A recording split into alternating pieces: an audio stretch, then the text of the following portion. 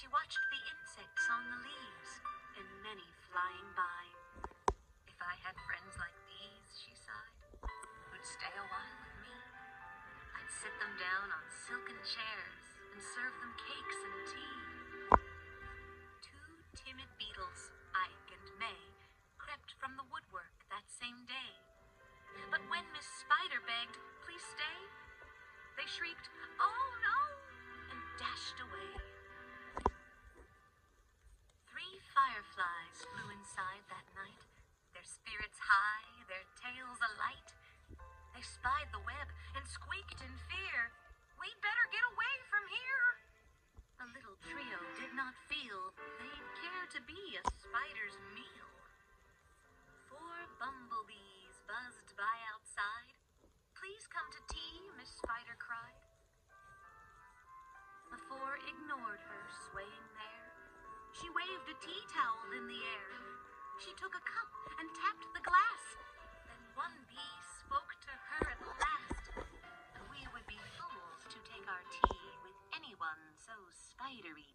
Within the shadows of the room, just peeking from behind a broom, 5 grinning faces bobbed and peered. Miss Spider smiled, her heart was cheered. Descending for a closer look, she danced into the gloomy nook, but sadly found those jolly mugs belonged, alas, to rubber bugs. Some ants strode in. They numbered 6, but ants with spiders will not mix. She brewed them tea from hips of roses.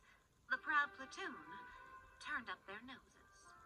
A fine bouquet concealed its prize of 7 dainty butterflies. Miss Spider, watching from the wall, was not aware of them at all. The tea table was set for 8, with saucers, cups, and silver plate. The cakes were fresh, the service gleamed, yet no one would arrive, it seemed. Her company, in no demand, left her a cup for every hand. 9 spotted moths kept safe and warm in shelter from a thunderstorm. They stood beneath an open sash and watched the jagged lightning flash. Miss Spider dropped down on a thread, a silver tray above her head. She'd hoped to please them, but instead they flew away in mortal dread. "They've left me all alone," she cried. She dabbed her eyes and sadly sighed. "It's plain no bug will ever stay." The tears splashed down upon the tray. 10 tiny steaming cups of tea were perched atop her trembling knee. She sipped and sobbed, then heard a cough, and turned to see a small wet moth. A fragile thing so soaked by rain, his wings too damp to fly again. She smiled and took a checkered cloth to cloak the frail and thankful moth. They talked and snacked on tea and pie until his tiny wings were dry. Then, lifting him with tender care, she tossed him gently in the air.